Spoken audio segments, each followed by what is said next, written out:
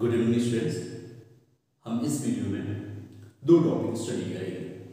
First topic है random variable and second topic है probability distribution of random variable.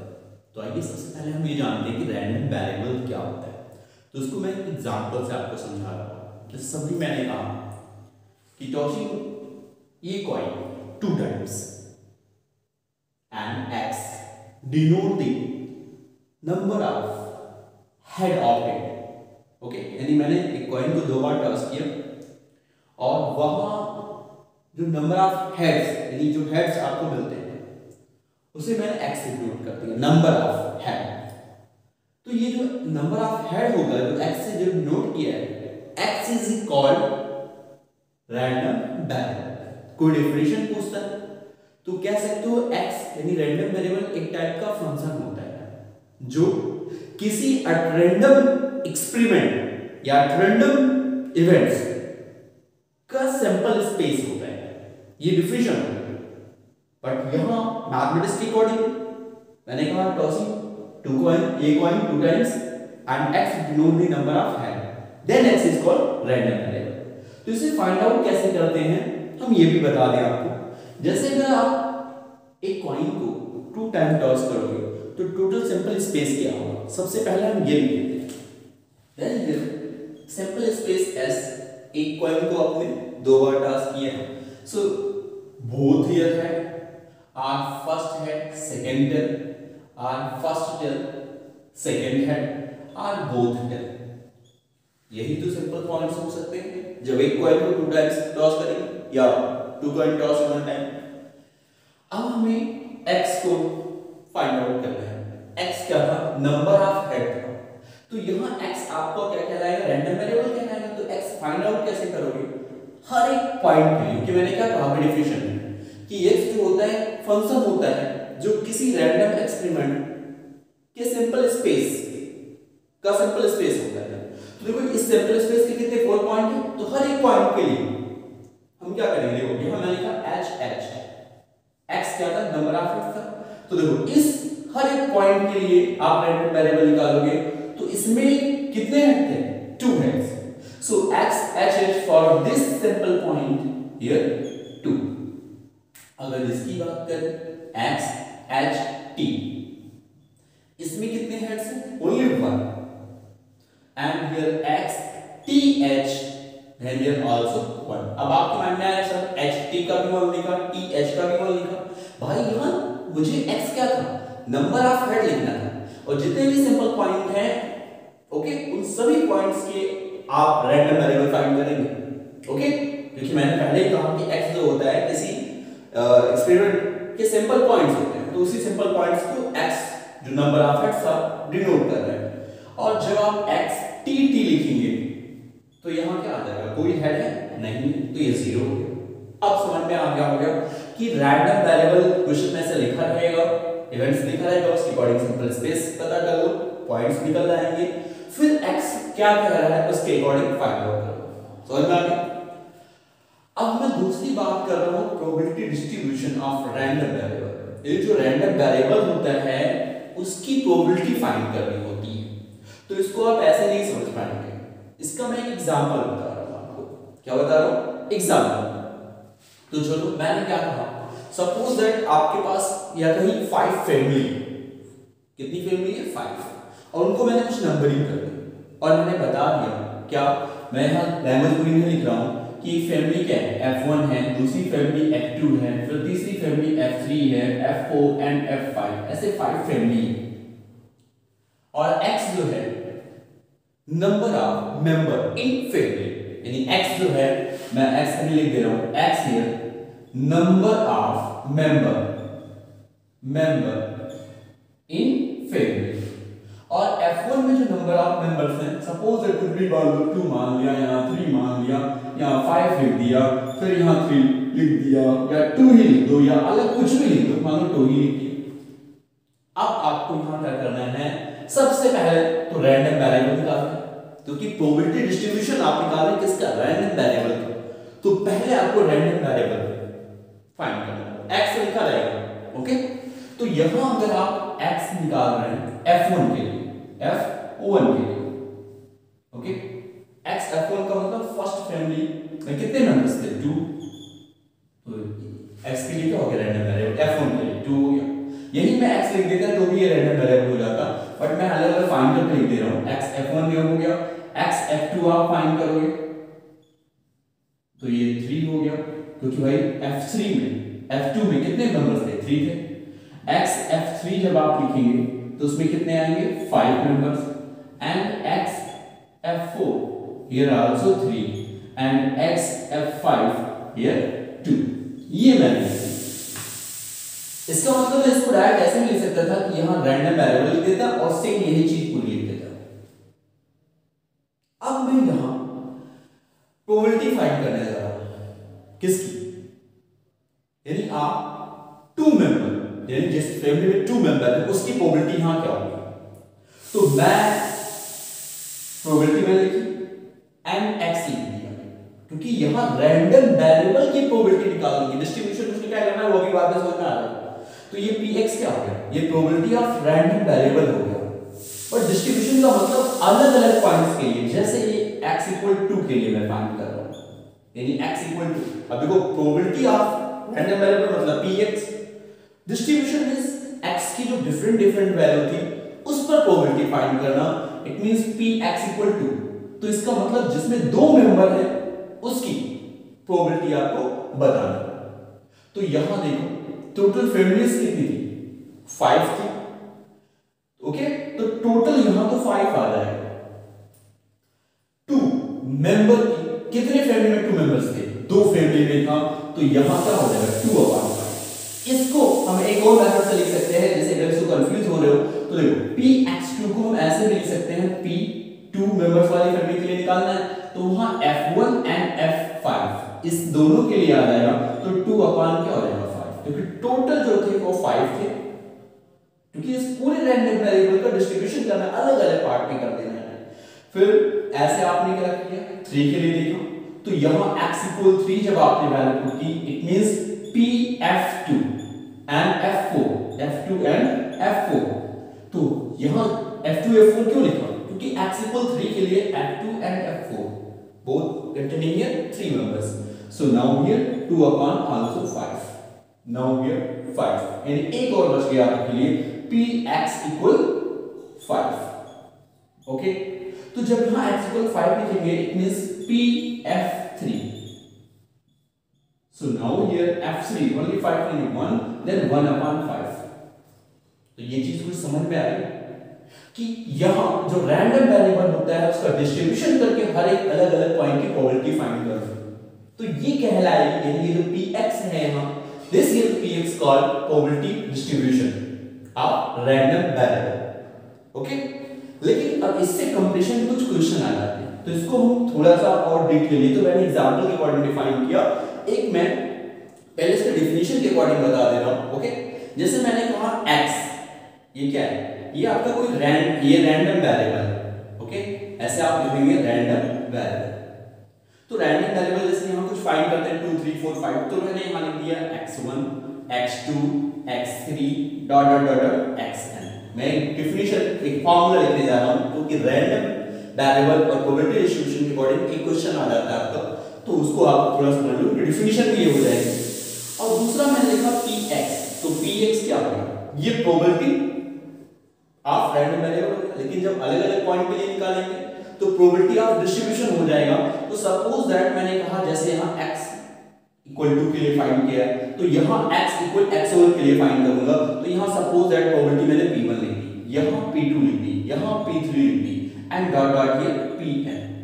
तो ये सारी चीजें जो हैं वो प्रोबेबिलिटी है, ये किस पॉइंट पर, px = x1 and px = x2, ये सारी चीज प्रोबेबिलिटी डिस्ट्रीब्यूशन हो गई। ये क्या है, प्रोबेबिलिटी डिस्ट्रीब्यूशन, ओके।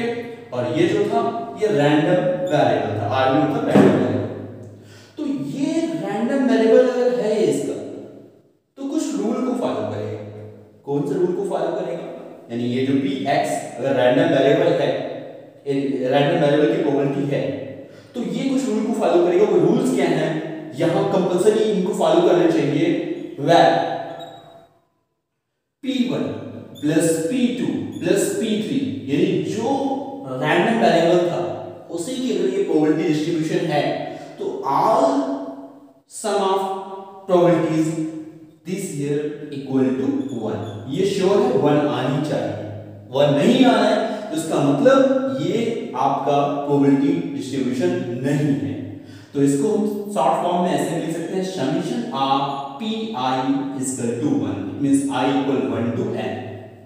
पहली चीज समझ में आ गई, ये पहला चीज हो गया। दूसरा क्या है, ये जितनी भी प्रोबेबिलिटी है इन रैंडम वेरिएबल की डिस्ट्रीब्यूशन करने के बाद उन सभी की प्रोबेबिलिटी ग्रेटर देन 0 आनी चाहिए। You know here for any event probability here greater than और equal to 0 and less than 1। तो किसी भी इवेंट की प्रोबेबिलिटी 0 से बड़ी या बराबर, 1 से छोटी या बराबर।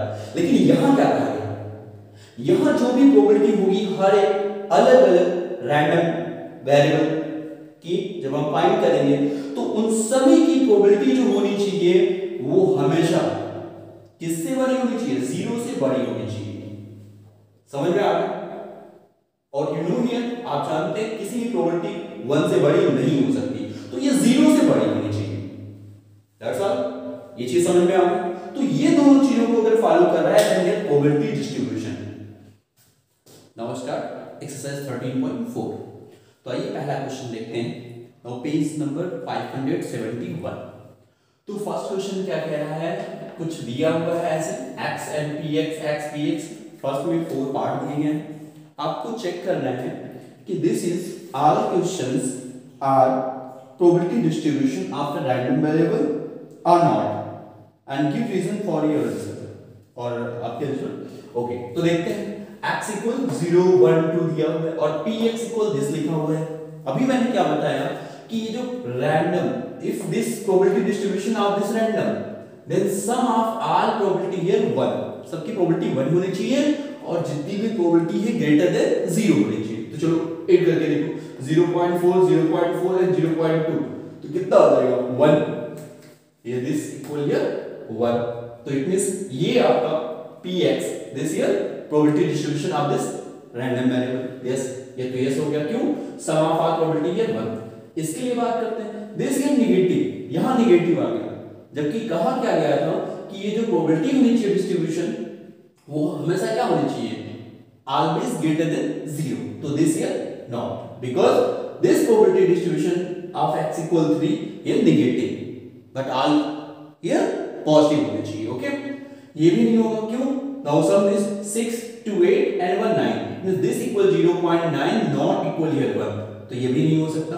इसकी बात करते हैं तो 3 2 5 4 9 and 10, तो ये जो सम करेंगे then 1.05 not equal here 1 and this also here this is not probability distribution of this random variable. Okay, ये भी नहीं होगा। क्वेश्चन नंबर 2, तो आइए 2 में देखते हैं क्या कह रहा है। 5 red and 2 black balls, 2 ball are random drawn. ठीक है, तो यह क्वेश्चन नंबर सेकंड में रेड बॉल कितना कह रहा है 5 एंड ब्लैक हियर 2। कितनी बॉल निकालनी है रैंडम में, 2 बॉल। तो पॉसिबिलिटीज क्या होती है पहले वो हम लिख लेते हैं। पॉसिबिलिटीज ड्रॉन, यहां लिखोगे drawn here 2 ball, then total possibilities क्या हो सकते हैं। First possibility here both here black, दोनों कैसे हो जाए, ब्लैक हो जाए, या ये भी पॉसिबिलिटी होती है बोथ हियर रेड, तो चलो मैंने यही लिख दिया both here red. And suppose possibilities here first red but second black, or possibility this first black and second here red or both here black. क्या इसके अलावा और कुछ पॉसिबिलिटीज हो सकती है, नहीं हो सकती। तो यहां आप लिखेंगे if drawn here 2 all then total possibility here this, ये आप लिख लेंगे। ओके, अब आप x लिखिए, x है रैंडम वेरिएबल, x कैसा था, ब्लैक के लिए निकालना था। Okay, so here now for this, तो आप कुछ ऐसा करो, क्या कर लो, एक टेबल ऐसे बना लो, r r r b and b r and b b। Okay, and this here random variable, here both red, तो यहां ब्लैक नंबर्स ऑफ ब्लैक्स कितने होंगे 0 and here number of blacks here 1 and here number of blacks here 1 and this here 0। Okay, यार यहां आपको probability distribution find out नहीं करना था। Okay, so this complete here. अब हम बात करते हैं क्वेश्चन नंबर 3 की। ये हो गया complete. Question number third, let x represent the difference between the number of head and number of tails. यानी जो हेड और टेल आता है उन दोनों का जो डिफरेंस आएगा वो है x। ओके, कह रहा when a coin is tossed 6 time what are possible value of x। तो 6 टाइम जब टॉस करते हैं तो लिखेंगे if toss is 6 time then total possibilities head और टेल, ये number of head and number of tail. तो टोटल पॉसिबिलिटीज क्या हो सकती है, तो मैं कुछ ऐसा लिख दे रहा हूं, number of head and number of tail. Okay, and this x means difference between difference between head and tails। Okay, तो यहां पॉसिबिलिटीज क्या हो सकती है, 6 टाइम आपको। ओके, तो अब यहां पॉसिबिलिटीज ये हो सकती है कि ऑल टाइम्स हेड आ रहा है तो टेल क्या होगा, 0 हो जाएगा। पॉसिबिलिटी ये भी हो सकती है क्या कि 5 टाइम्स हेड आ रहा है तो 1 टाइम क्या आ जाएगा, टेल आ जाएगा। पॉसिबिलिटी ये हो सकती है 4 time your head then 2 time your tail. Our possibility is here 3 times head then 3 times tail, and this possibility here 2 times this and this 4 times, and possibility is here 1 time, this here 5 times, and this is 0 times, then this here 6 times। Okay, अब हमें find क्या करना था, यहां x find करना था। तो चलिए x हम देखते हैं क्या आ सकते हैं। x के difference between head and tail, तो 6 का 0 डिफरेंस क्या आएगा, 6 आ जाएगा। 5 का 1 difference here then here 4 and 4 2 then here 2 and 3 here 0।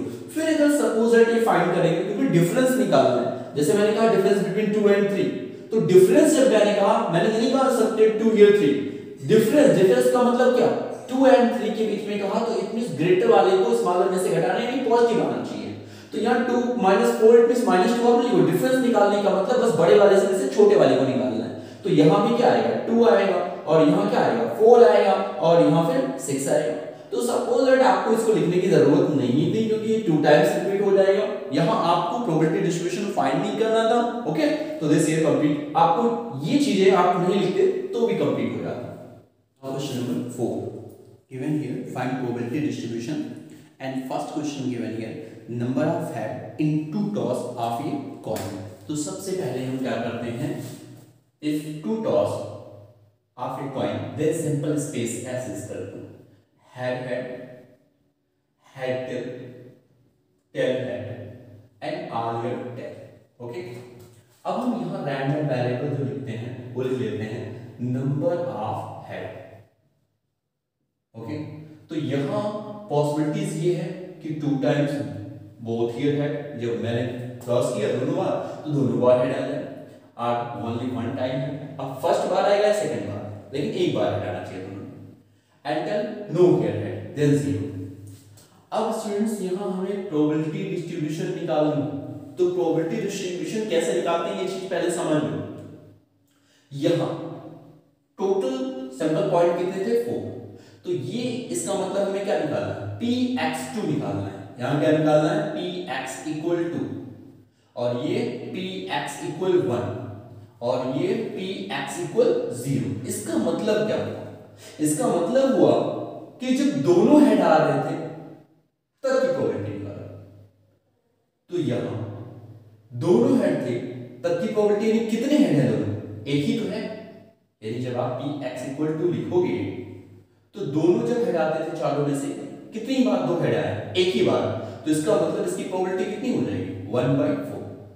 x equal 1, यानी 2 हेड में से जब a1 हेड आता है तब के लिए प्रोबेबिलिटी देनी है। तो ऐसे कितनी सैंपल पॉइंट्स हैं जिसमें 2 इवेंट में से, 2 आउटकम्स में से ओनली 1 हेड आपको मिलता है, 2 head tail and tail head. तो ये कितना आ जाएगा, 1/4 प्लस 1/4 इट मींस 2/4। ये इसको मैं अलग से निकाल दे रहा हूं, px equal 1 then p head tail plus p tail head. तो ये कितनी बार, only 1 time, so 1/4, and this also here 1 time, then here 2/4, so now answer here 1/2। तो वही मैंने 2/4 x इक्वल 0, तो ये कह रहा है जब कोई हेड नहीं आता तब प्रोबेबिलिटी फाइंड करनी है। तो वो कितनी बार था कि जब कोई हेड नहीं आता, only one time here, okay, only one chance, so 1/4। तो ये प्रोबेबिलिटी डिस्ट्रीब्यूशन होगी क्वेश्चन नंबर 4 के फर्स्ट पार्ट के लिए, ओके। अब हम सेकंड पार्ट को देखते हैं क्या क्या है। सेकंड पार्ट में number of tail in the simultaneously toss of 3 coins. तो जब 3 कॉइन हैं तो पहले सिंपल स्पेस ले लो, आर हेड टेल। अब इसी को रिप्लेस करोगे, टेल हेड, फिर लिखोगे टेल हेड, उसके बाद only one head other two tail, इसको रिप्लेस करते जाओ, फिर tail and head and are here tail. ये होगा total simple space, total here this 8। Now find क्या करना था, नंबर ऑफ टेल्स।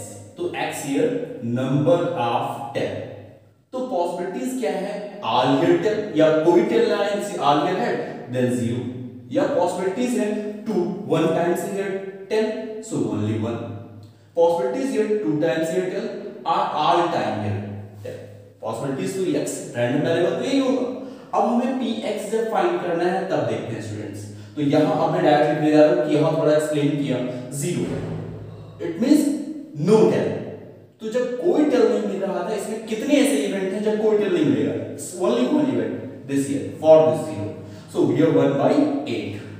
तो टोटल कितने थे 8 एंड px हियर 1 का मतलब जब here only one time tail तो कितने थे 1 2 this 2 times cell, only 1 time cell, yes 1 2 and 3, ये इसके लिए हो गया। तो ये कितना आ गया 3/8 and 2 here, it means 2 time here tell, then this जिस पर मैं डबल लाइन कर रहा हूँ, ओके, this here। तो ये सब चीजें इसके लिए हो गई। तो so here also 3/8 and r time here tell, then only one this, so here 1/8। now sum this, so we get here 1। ये हो गई आपकी प्रोबेबिलिटी डिस्ट्रीब्यूशन। अब हम क्वेश्चन नंबर 3 की बात कर रहे हैं। So third here number of head in 4 tosses of a coin. 4 tosses की बात कर रहे हैं, तो मैं डायरेक्ट भाई लिख रहा हूं 4 टॉसेस, और नंबर ऑफ हेड की बात कर रहा है, नंबर ऑफ हेड की बात कर रहा है। तो नंबर ऑफ हेड कितने हो सकते हैं 0, पहले मैंने मान लिया कि नो हेड, फिर ओनली 1 हेड, फिर 2 head and 3 head and all 4 head. तो पहले इसको कैसे लिखोगे ये समझ लो। जब 4 टाइम्स होगा तो ये चीजें समझ लो। पहले लिखोगे आर हियर हेड, पहले आएगा कितना ये समझ लो, 2 into 2 into 2 into 2 into this here 16 आएगा। कैसे लिखोगे r4, अब ओनली 1 हियर हेड और 3 हियर हेड एंड 1 टेल, तो इसको रिप्लेस करते रहो। फिर क्या लिखोगे head tail head tail head and tell head, okay. दूसरी चीज इसमें 3 टाइम्स हेड होगी, 2 टाइम्स हेड टेल। इसको कैसे लिखोगे ये समझना आपके लिए जरूरी है। पहले इस फर्स्ट क्वेश्चन को हेड को फिक्स कर दो, तो हेड और इस हेड को मूव करते हो, tail head and head tail head. देखो मैंने इसको पहले फिक्स किया, अब की बार इसको फिक्स करो, इसको मूव कराओ। तो हेड और यहां मैंने टेल लिख दिया, head tail and tail head, okay. अब एक काम करो, इन दोनों को रिप्लेस कर दो यहां से। देखो पहले एक बार इसको फिक्स किया, फिर एक बार इसको फिक्स किया, अब आपको दोनों को रिप्लेस कर दो। It means tell head. तो ये 2 टाइम्स हेड थे और ये जो था ऊपर वाला 3 टाइम्स हेड थे, ओके। अब मैं क्या लिख रहा हूं, only 1 time here head other here 3 tail and tail head tail and tail head tail and tail head, this here only 1 time here head, okay। अब मैं इस क्वेश्चन की बात कर रहा हूं, let's see number of head की बात कर रहा था, तो नंबर ऑफ हेड ये 0। तो जब कोई हेड नहीं आ रहा है तो कौन सा होगा, जो आप आल हियर टेल लिखोगे, ये नो हेड इसमें 0 हेड, तो ओनली 1 आया, तो इसकी प्रोबेबिलिटी कितनी हो गई px here 1/60। 1 time here head, तो 1 टाइम हियर हेड कितने थे 1 2 3 4 थे, सो ये 4/16 because this here 4, okay. 2 times है, तो 2 टाइम्स हेड कितने थे 1 2 3 4 5 6, so now here 6/16 and 3 head, Now check here, this 3 times had 1 2 3 4, so here 4 by 16, and R here had only one time, this here 4 had, so here is only 1 by 16. Now sum this, get here 1 करके देख सकते हो आप. Okay, तो इसी तरह other question आप solve कर सकते हो.